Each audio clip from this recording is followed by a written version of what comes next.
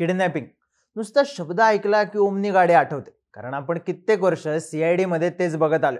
कोणीतरी कोणाला तरी ओमनी मधून किडनॅप करणार, एखाद्या अंधाऱ्या खोलीत नेणार, मग दया तिकडे दरवाजा तोडून येणार, किडनॅप करणाऱ्या माणसाला मुस्काडणार आणि ACP प्रद्युमन बोटांचा व्यायाम करत केस कशी उलगडणी सांगणार. पण हैदराबाद मध्ये एक वेगळंच कांड घडले. इथं किडनॅपिंग झालं, पण ओमनी मधून नाही, ट्रॅकिंग करून एकदम हायटेक विषय. 5 स्टार्टअप कंपनीच्या मालकीणबाईंना एक टीव्ही अँकर आवडला. त्यांनी याला लग्नासाठी विचारलं.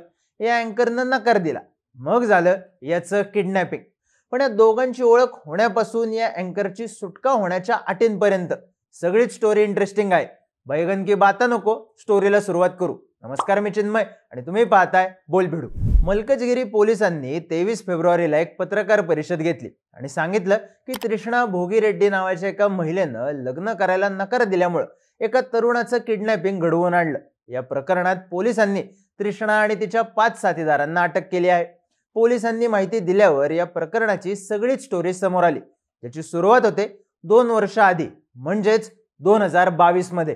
तर पोलिसांनी दिलेल्या माहितीनुसार 31 वर्षांची तृष्णा ही 5 स्टार्टअप कंपन्यांची प्रमुख आणि महत्त्वाच्या पदांवर असलेली महिला, जिचं एका मॅट्रिमोनियल साईटवर अकाउंट आहे.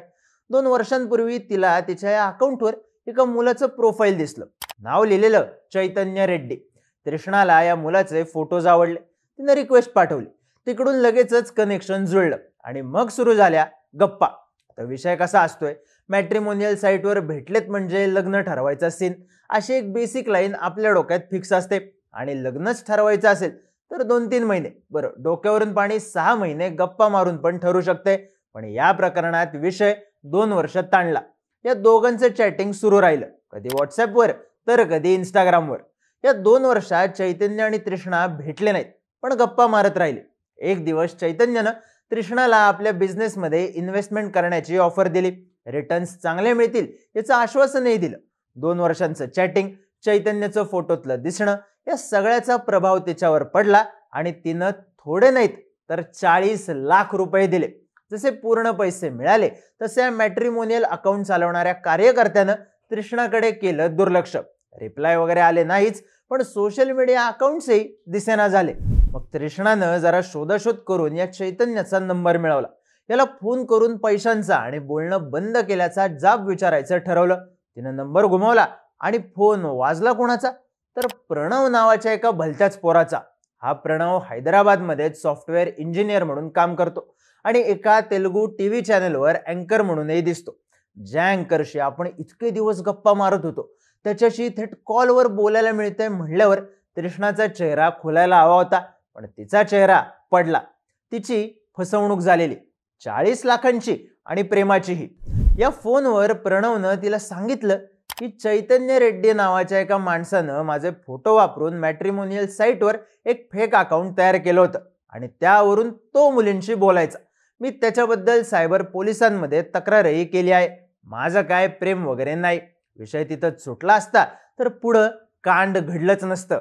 पण खरं कांड आत्ता सुरू झालं. तृष्णा टीव्ही अँकर असलेल्या प्रणवच्या प्रेमात पडली. तिला काहीही करून त्याच्याशी बोलायचं होतं, भेटायचं होतं, लग्न करायचं होतं. तिनं प्रणवला याबाबत वारंवार विचारलं, पण त्यानं दिला नकार.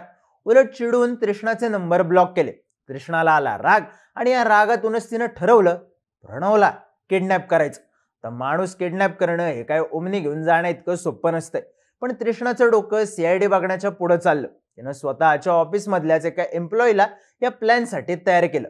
त्या बदल्यात त्याला 50,000 रुपये दिले. मग दोघांनी मिळून आणखी पैसे देऊन 5 जणांची एक टोळी बनवली आणि किडनॅपिंगचा प्लॅन आखला. प्रणव कुठे जातो, कोणत्या वेळी कुठे असतो हे ट्रॅक करायला तृष्णानं प्रणवच्या गाडीला GPS ट्रॅकर लावला. यातूनच त्याचं टाइम टेबल काढलं आणि तृष्णाच्या त्या टोळीनं 11 फेब्रुवारीला प्रणवला किडनॅप केलं. त्याला किडनॅप करून तृष्णाच्या ऑफिसला आणण्यात आलं. तिथं आपल्याला मारहाण झाली, लग्न करण्यासाठी दबाव टाकला असं प्रणवनं आपल्या पोलीस कंप्लेंटमध्ये म्हणल्याचं पोलिसांनी सांगितलं. पण या सगळ्यात महत्त्वाचा मुद्दा म्हणजे या अँकर प्रणवनं लग्न न करता आपली सुटका कशी करून घेतली. तर तृष्णाला प्रणव आवडला होता. तिची मागणी होती की प्रणवनं आपल्यासोबत लग्न करावं.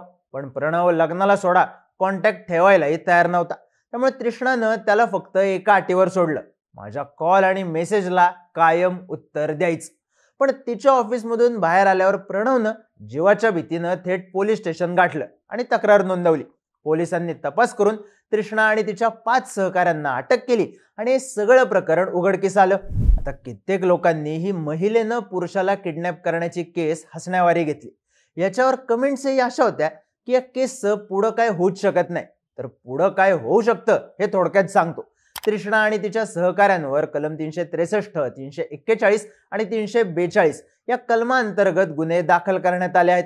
आता किडनॅपिंगच्या कलम 363 अंतर्गत 7 वर्षांपर्यंतची शिक्षा आणि आर्थिक दंड होऊ शकतो. तर कलम 341 आणि 342 नुसारही 1 ते 7 वर्षांच्या कारावासाची शिक्षा होऊ शकते. पण हे सगळं कधी तर गुन्हा सिद्ध झाला तर.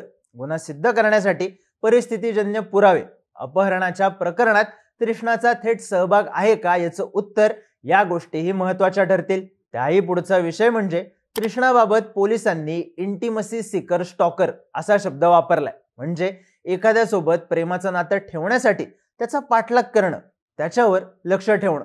इंटरनेटचा वापर करून कोणाच्या जीवाला धोका पोहोचवण्याच्या उद्देशानं लक्ष ठेवलं तर तो कायदेशीर गुन्हा ठरतो. याआधी काही पुरुषांना या प्रकरणात शिक्षा झाली असली तरी आता एका महिलेवर आरोप असताना काय नियम लावले जाणार हे महत्त्वाचं ठरेल. त्यामुळं पोलिसांसमोर खरं आव्हान असेल 2 गोष्टींचं.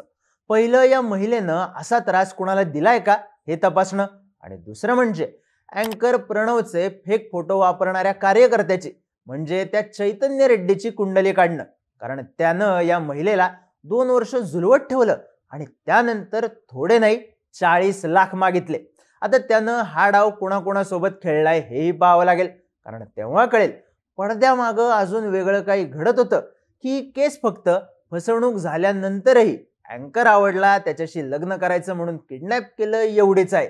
या प्रकरणाबद्दल तुम्हाला काय वाटतं कमेंट करून सांगा आणि इंटरेस्टिंग व्हिडिओज पाहण्यासाठी बोलबिडूच्या YouTube चॅनलला सबस्क्राईब करायला विसरू नका.